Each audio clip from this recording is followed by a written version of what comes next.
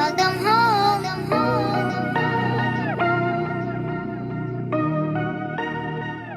Hi, everybody. We're here today just celebrating another success story. I'm Hussain Mathman H. Abdullah, and I'm with the lovely Mrs. HAHOMES, Mrs. Iris Abdullah. Welcome. Thank you. Thank you for having me. Thank you for being here. Finally. It's been a long road. It's been a long road, as we'll find out. So, right now, we're inside of Iris's first flip, rather her first interior design job. She took the lead on this job. We'll get into the details in that a little bit, but that's the significance of the setup and the place where we're at right this minute. But to start, why don't you take them back to the beginning? Why don't you tell them how we met? All the way back? Go way back in time. Okay, so, well, I'm from Parksville, Brooklyn. You're not from Parksville. But your grandmother lived around the corner from me. Hussein's grandmother lived around the corner from me and his family. And his mom actually taught in the junior high school I was going to. And so when he would come visit his grandmother, he was just down the block from me. So that's how we initially met when you were 6 years old. That's the initial setup. And the full story, all the details, is going to be in another video on another channel, on the Field Workshop channel. So go subscribe to that. We're going to put a little icon. Go subscribe to that, and you'll find out the full story of how we met and then how we reconnected. So we're going to fast forward 25 some odd years, and then we reconnected. Okay. So we reconnected. I wasn't too much on social media. My sister was like, please just open up a Facebook page. All our friends from New York, you can communicate with them, and it's a good way to keep in contact from people on the block since we were no longer living there. And so that's what we did. I opened up my page and we just to reconnect from people from our own neighborhood. And one day my sister goes, oh, you have to see Miss Mary's son, right? Let's say that. Yeah. And I was like, oh, how are they doing? Because she was like, oh my God, he's a teacher, and she's giving me all everything you showed on Facebook. And I said, okay, send me his page. So I see the page, and I got very quiet. And she's like, hello, what are you doing? I was like, friend request sent. I saw the picture, and I sent you a friend request, and that's how we connected. And the rest of that story is in another chapter, in another book, on another channel. You'll get the full details of the relationship. Today we're here talking about more the success story, more the business side of things. So we reconnect, and then we set up a meeting, and the meeting place is Killeen, Texas. Killeen, Texas, where I raised my kids. And my sister and my family, my dad, my mom, they were all living in Killeen, Texas. And I had plans on moving from where I was at, relocating back to be with my family. And Hussain was already investing in Texas and Houston, and I told him how I was going to relocate, and he wanted to check out the town, and we met here. And that's that. So we met, everything went great. I love what I saw when I was out here. And the day that we were both getting ready to leave and go our separate ways, Iris took me on a tour, and we passed by the house where her children were raised, and it happened to be a for sale sign in front of it. So I bought it. So we like to joke and say that he bought me a house on our first date. Yeah. I mean, it's in the book. It happened. I was there, she was there. Do I tell people like what your nickname was? What was my it? friends used to call you? Oh, you can say it whatever you want. If they watch it, they know it's true. You can say whatever. So, at the time there was, Christian Grey. And so he was doing some real fly things. And so my friends nicknamed him Muslim Black. Obviously, we did that. Gray, black, Christian, Muslim. So that's what we did there. So yeah, I was Muslim black for a couple of years. Yes. So now we fast forward. I invest. We have the rental property in Killeen, and then as things progress, you come to town. I connect with a realtor, and then we get started. You want to tell the story from there, or do you want to fast forward a little bit? Because this isn't my story in Killeen. This is your success story. So you could take it from there or however you want to go. So milestones. Basically, we found a house in a nice neighborhood so my daughter can finish high school. And at the time, I transferred from my position in the Department of Defense.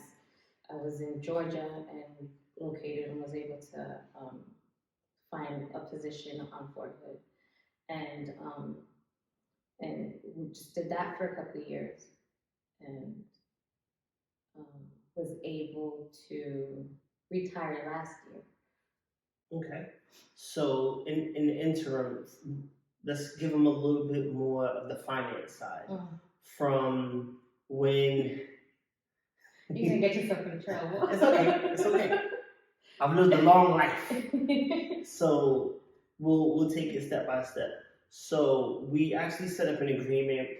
It was the house on Schwertner was basically like a mutual investment. I did pay for it, but it was sentimental to Iris.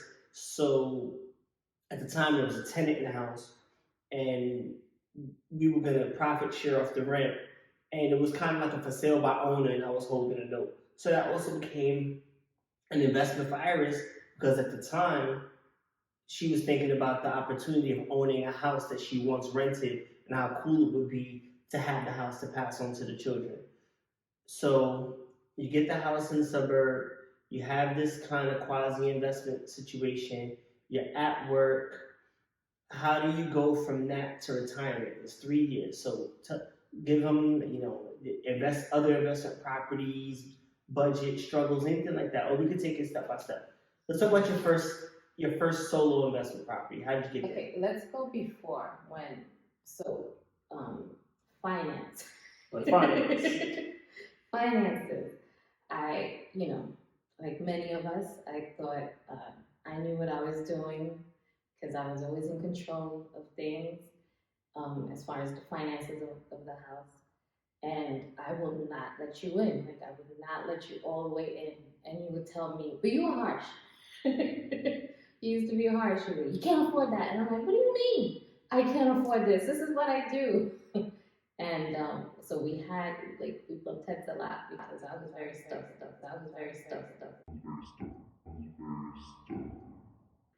And I thought I knew what I was doing, but I really didn't.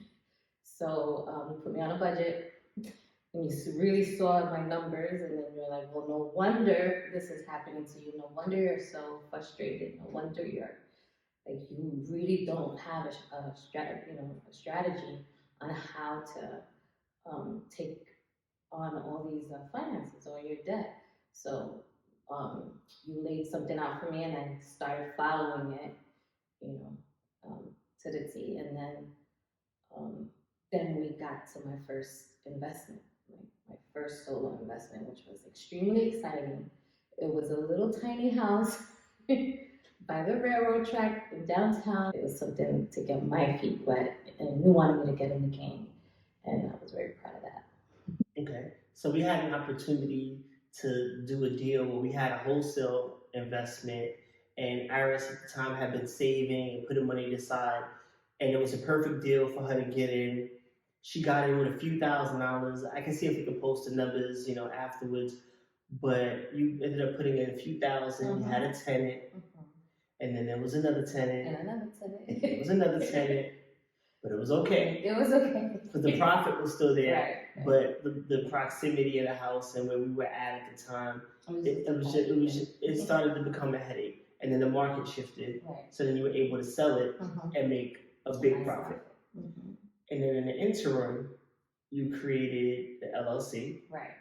And then you were doing different ventures with that and investing and so on and so forth. Right. So my LLC is, my grandmother basically raised me, and she also was a business owner.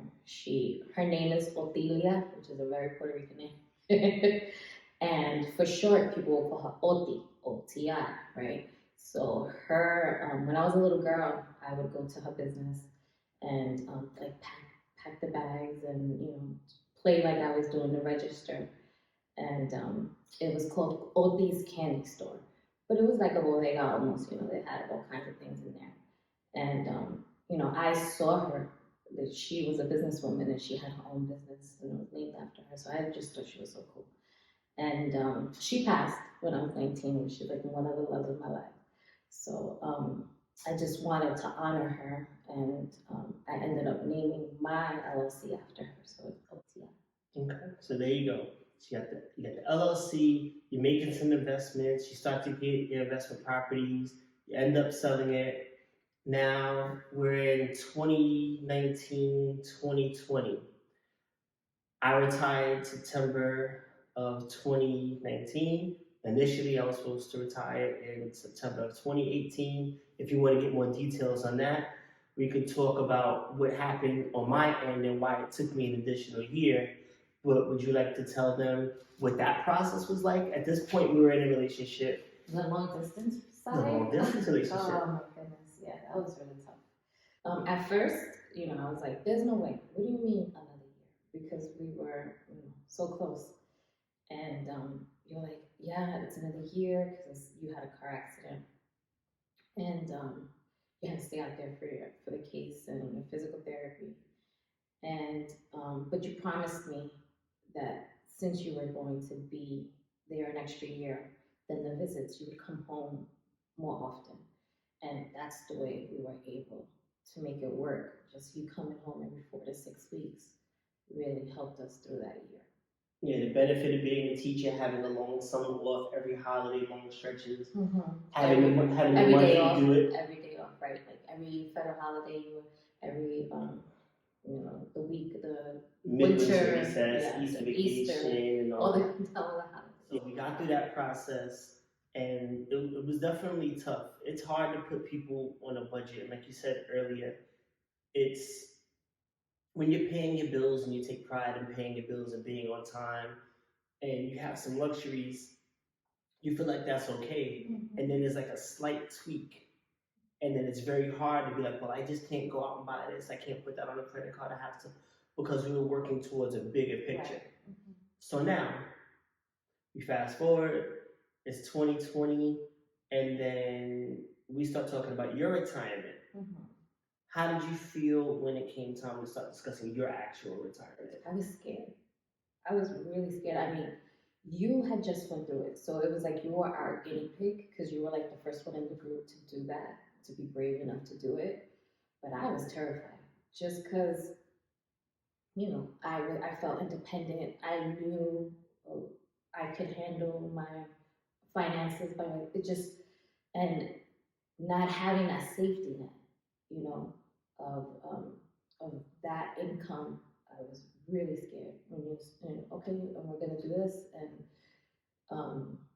you're gonna retire this day. I was like, what you mean? So yeah, I was really scared of that process because I felt like the safety net was being pulled. Okay, and that's something I think that's common. I was a little concerned about that when I was retiring. So I had a certain number that I thought was safe. And like Iris said, I was a guinea pig. So everything that could go wrong went wrong. Never in life did that happen. It was a very rough 6 weeks where people weren't paying, things were falling through, closings weren't happening, houses, you had mold, everything that could happen happened. Our house, we had a big expense. And we found a way to get through it like always, you find solutions. So then when it was Iris's time to retire, her cushion was way more than what my cushion was. And even with that cushion, we're talking about during the pandemic. So there was no real guarantee of when things would change, how they would change, when things would open up. So now we retire. You retire on Juneteenth, June 19th. And then you get off work, and it's almost a year later. Do you want to kind of walk them through a little bit of how that year went in terms of business and what you're doing now, what the next steps are? So I'm still investing, with your help, of course. And the property we went in today is the first that I had total creative control over, which I've been asking for years. But to be fair to you, I was working as well. I had a full-time job, so I wasn't always available, and you had to make decisions by yourself. So I never had the opportunity to go and pick out things and go to the site and look at the property and really do everything from the floor to the paint to the cabinets to just, this was my first one. So, and it's epic. So, do you want to give them the extra bonus on why this one is so special? This one's extremely special because my son is the one that invested his money in this property. So to be able to design it for him was extra sweet. And his success story is coming soon. We're actually closing on this property tomorrow. So we had to get in here. This house was in contract before the renovation even finished. So I thought it would be a great idea for us to just kind of hang out here, a little nostalgia. When we look at this video in a year or two, to remember like, wow, that was the first house. And then it was Joshua's second flip. But this is his first real. His first one was almost like a wholesale deal because he sold it so fast in like 20 days. This one he had to go put in work, frustration, overage, go check things out, fix the roof. Deadline was pushed back because the appraisal came back, which came back over budget, but there was some repairs. So he learned a lot on this. You learned a lot on this. I even learned a lot on this. A lot of times, I'm a lot more hands-off than people might know. A lot of times, people think I'm a realtor. I'm not a realtor. A lot of times, people think I'm a contractor. I'm a contractor in the sense that I close the deals and I manage the jobs. But in terms of the physical labor and that sort of thing, I don't do that sort of thing. Here and there, I might pick up something, or I might have to go to the store and pay for something to make an executive decision. But on this one, seeing what they went through to get the lights and the fixtures and to match them, and you got to go 50 miles away to pick up the matching one because it's 2 or 3. Yeah, the countertops and the names and all of that. I honestly added another dimension to my game because we had to talk things through and we had to make sure the budget worked and everything like that. So is there anything you want to add to it outside of your success story to this point? Do you have any next steps, something else you want to get into, something you want to share, whether it's being in a relationship, being with both entrepreneurs at this point, anything, early retirement, just advice? Well, it sounds like a cliche. Everyone says, do something you love and find a way to get paid for it. Ever since I could remember, I was looking at the JCPenney, I would buy the thick JCPenney catalog and just go through it and just try to recreate the looks in there. Like, I would go to Family Dollar and find curtains or go and to Walmart and find fabric. And then I would just go to a seamstress so they can sew and make the curtains that I wanted because I couldn't necessarily afford the ones that JCPenney was selling at the time, $200, $300 drapes, right? But that was always something I was interested in. My kids always said, "Mom, you should be an interior designer. You love it so much. You should go to school for it. You should." And I would do this for free because it's so much fun for me. I'm the HGTV girl. I'm watching and I'll see a commercial and I'm like, "Oh, that light fixture was really nice," and you're like, "What?" So yeah, it sounds like a cliche, but it's the truth. Like you have find something you love and find a way to get paid for it, and it'll never feel like work. Is there anything else you want to say or share? You said as far as dating an entrepreneur. Oh, being married. I mean, we're married now. Oh yeah, well. Yeah, finally made that. Yeah, it's 30 years in the making. It's a long story. It's in the book. It's in the book, guys. Yeah, I'm trying not to give too much away of our stuff because it's in the book. We're gonna do another situation that's not so much related to me. It's more about you today and always. Lies. So, So you shared what it's like. You had the entrepreneurial shift. Um, yeah, one bit of information. If there's a young lady out there, a young man, and they want to pursue whether it's real estate investing or anything, one bit of advice that you can give somebody who's aspiring to be in your position, because you're very young to be in retirement. Joshua retired in his 20s.